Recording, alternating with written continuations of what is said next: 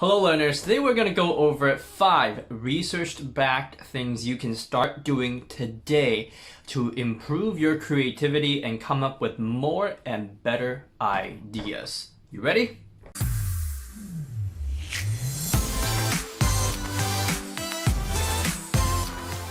You ever been in the situation where you're sitting in front of the computer, you've got a report or an essay or a project to write, and you sit down and it's been 5 minutes and you're trying to think of what to write, and then the 5 minutes turns into 15 minutes, and then the 15 minutes turn into 30 minutes, 30 minutes turn into 45, and by 45 minutes you're probably on another website like watching videos, or like on your phone scrolling through social media, and you're like, I'll do this later. Have you ever been in that situation? Because I have. Well, anyways, if you have trouble coming up with ideas, it's probably due to a lack of creativity. In the last video, we went over what creativity actually is. In this video, we're going to go over 5 things you can do to increase your creativity. Without further ado, number 1, change your environment. Research actually shows that our mood affects how creative we are, and we're actually more creative when we're more relaxed. So this really means 2 things. Thing number 1, where do you work, right? Like, do you work in a room where it's super messy and there are papers everywhere and like homework and projects everywhere, your to-do list there, and like every time you go to the desk you're like stressed out because you have so much to do? If you're actually able to clean up the desk a little bit and only put what you need on the desk, then you actually can create a work environment for yourself that allows you to focus and relax. The last thing that you want is for you to be doing work and be reminded of the 10 other things that you have to do, right? Second, so let's assume you're a pretty organized person, like your desk is clean or it's in some sort of organized chaos, but you still have no idea what you can do to come up with ideas. Well, how about physically actually changing your environment? Taking a walk actually allows you to relax because it forces you to be away from your distractions. So obviously don't take your phone out to the walk with you, because otherwise you'll be distracted with the phone, but actually disconnect with the world and just go out and take a walk. Or if a walk is too much work for you and it's too hot outside, go take a shower. I don't know about you, but for me, some of my best ideas come during the shower. Which is probably why I shower for like half an hour. Regardless, if you need more ideas or a bright idea, changing your environment can help and can go a long way. The second way to improve your creativity is to actually visualize in your mind, imagine in your mind. Remember in the last video we talked about how in order to be creative, you need to have an imagination. So a natural way to become more creative would be to practice your imagination. Yes, daydreaming can actually be good for you. Research shows that people with a vivid imagination can generate more ideas, can generate more diverse ideas, and can generate more unique ideas. So how do you imagine in a way that improves your creativity? Well, you can do a number of things. You can imagine yourself in a different place, you can imagine yourself doing something different, you can imagine yourself in a whole other world and just you have magic powers and you're saving the world.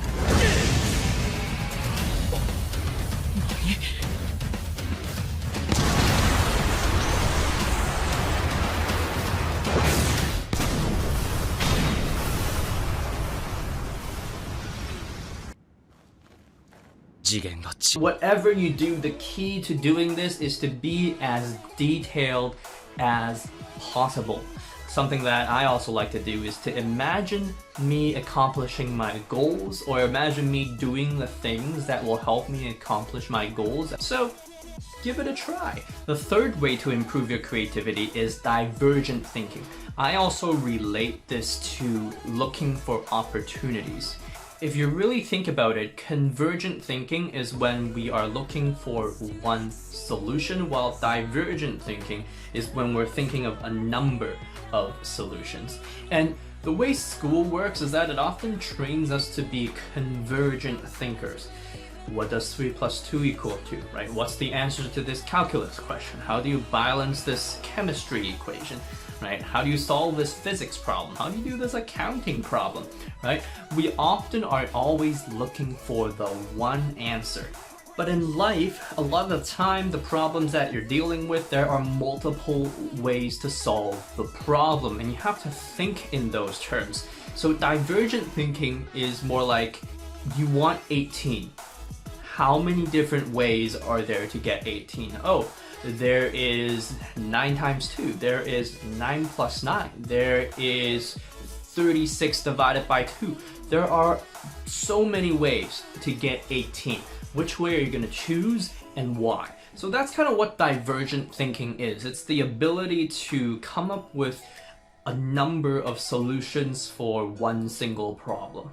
I think that this actually relates a lot to how we live life, because a lot of us, we go through life thinking, what's that one job that is for me? Like, what is that one thing that I'm supposed to do? And who is that one person that is for me, right? And that's a convergent way of thinking. A divergent way of thinking would be sitting down and being like, hey, what are the goals that I want to achieve? Let's pretend that I'm working. What kind of impact do I want to leave in this world?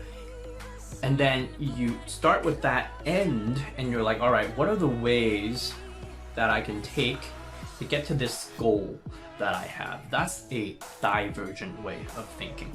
And the moment you start thinking like that, you realize that you actually have a lot more options than you might think, and that it doesn't actually matter that much what that one job is, because now you realize you want the job because there's this goal that you want to get to, and this job is just one of the ways to get there, but there are like 10 other ways you can use to get there. So instead of trying to find the one right answer, how about you start asking yourself the right questions to help you see the multiple ways that you can take to get to where you want to be.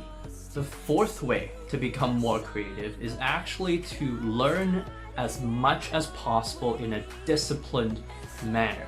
Try to get really good at something, and then try to get really good at something else, and then combine the two to create something new and valuable. I think at the end of the day, creativity is you taking two seemingly unrelated ideas and then combining them to create new value. Where do these unrelated ideas come from? Well, at the end of the day, it comes down to you being a lifelong learner. You having the discipline to put the hours in to get better at something. You gotta find the thing that you enjoy learning, and then you gotta find something else you enjoy learning. And then if you're able to be creative at doing those two things that you enjoy, then I'm sure you'll end up in a better, more creative place. The fifth way for you to become more creative is to actually take breaks in between your work. Now, this is not an excuse for you to do whatever you want, right? Like, don't go and be like me and just work for 20 minutes and then watch a show for an hour and then come back and be like, oh my gosh, time to have dinner. Most of us don't even know how to work properly. So to solve this problem, I want to introduce you to two ideas, and it's the idea of creation versus consumption. Research shows that if we are able to focus on creation only during the time when we're supposed to work, we're actually more creative and we're more focused and we can be more productive. But the mistake that we make is we confuse consumption with work. By that I mean that often we are unable to separate work, which is the process of creating something of value, from learning, which is the process of consuming knowledge or information, so you learn something so you can use that knowledge. If we are actually able to separate those two things, research shows that we can actually be more creative in whatever we do. So the next time you have to do something, try this. Try learning how to do it and then actually doing it for half an hour. Take a 5-minute break and then do it again. And then when you're done, go and check and see if it's good. Instead of spending 5 minutes trying to do something and then spending 20 minutes trying to learn something and then spending another 5 minutes trying to do it and then spending another 20 minutes trying to learn it. Not only will this way of separating work from learning or consuming help you become more creative, but also help you become more focused, because you're actually training your attention span to focus on one thing at a time for a longer time. To sum up all this nicely, you can be more creative when you're relaxed and when you're focused, and also when you try to constantly learn new things and try new experiences, as well as when you use your imagination to imagine things or scenarios in as much detail as possible. If you need a reminder on what creativity actually is, make sure you check out my last video and make sure you're subscribed, because in the next video we're going to go over what critical thinking actually is and how it will help you become more successful in the future. Make sure you hit that like button. Before we go, I want to ask you a question.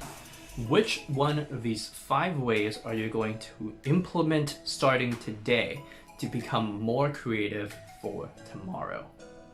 As always, thank you for watching. Bye-bye.